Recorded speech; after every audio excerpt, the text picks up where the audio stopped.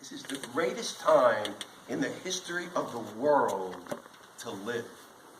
Don't let it pass you by growing up too quickly, maybe in a direction you don't want to go. Be yourself. Find yourself. Find your passion.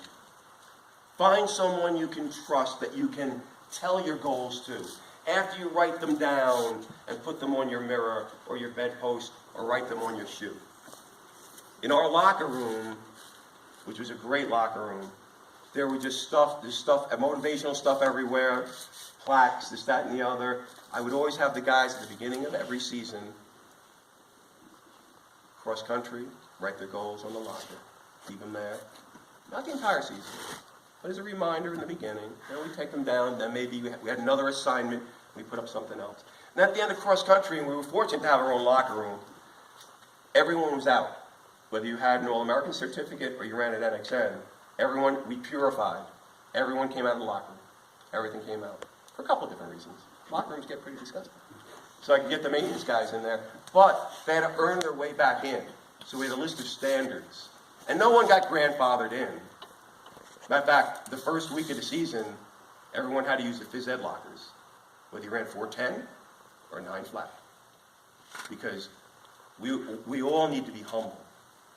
We need to be humble in the eyes of the Lord.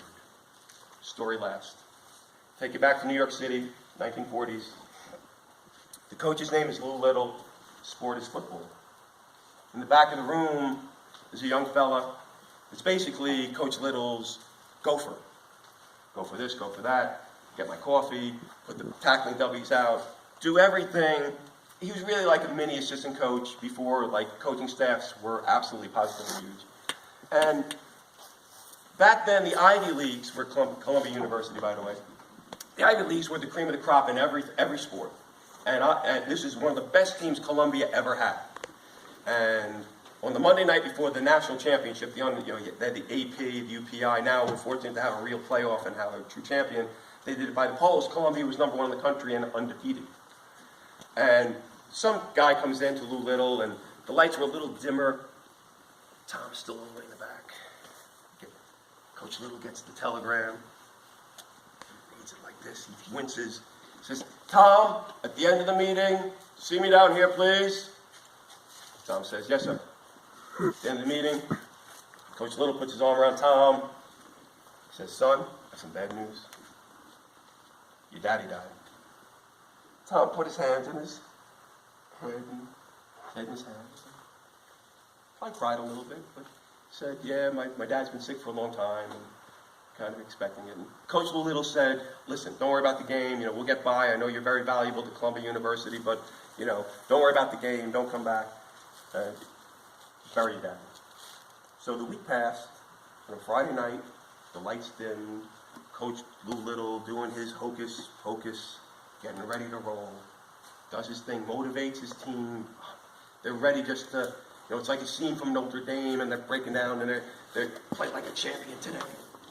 And at the end of the meeting, Lou Little's about to walk out, and Tom taps him on the shoulder. And Lou Little's like, "Tom, what's going on here?" He goes, "You're supposed to be home with your mom." He goes, "Yeah, my father really would want me to be here today, and my mom said you go back to Coach Little, because Coach Little was really like a dad to Tom." And Tom made a request of Coach Little, and here's the request. "Coach, can you put me in the game tomorrow?" And Lou Little thought, man, what, right on the spot. He goes, Coach Tom, I don't know. And then he came up with, "You know what, Tom? You can dress for the game tomorrow." Then he goes, "I'll tell you what, I'll do you one better. If we lose the coin toss and we have to kick off, I'm going to put you in the game." So he's raising Tom up. And Tom's like, "Really, Coach? I can dress for the game and I can play the first play?" Lou Little's like, "Yeah." And goes to the equipment room. Tom's in charge of the equipment. Gets his own uniform, gets his own number. Next day, boom. Packed stadium. Columbia loses the coin toss. Lou Little says, "Get out there, kid." Looks at his defensive coordinator. Goes, one play. Columbia kicks off. Tom's out there, he's shaking, like many times like you guys shake on the starting line, or maybe before a hard interval work, or a tough hill, and you're nervous. But Tom runs down there, the ball's in the air, and the man goes back and he catches it at the 1-inch line, and boom! Tom makes the tackle on that 1-inch line. Little looks at the defensive coordinator and says, leave him in. Well, without playing every down of the game, Tom played like an All-American that day. It was the first time, it was the precursor to Rudy being carried off the field, and they gave him the game ball. And I want you to zone in right now, and I see your eyes focused. Lou Little said, Tom, get over here. Son, what got into you today? Because, Coach, I don't know if you know this, but my daddy died. I know that. I gave you the telegram. Well, Coach, I don't know if you know this, but my daddy was blind. And today, he got to see me play my first game of football. If you can take that spirit in the sky, that spirituality, and put it on top of a little bit of coaching, a little bit of hard work, you will surely go to the top of the mountain. I thank you.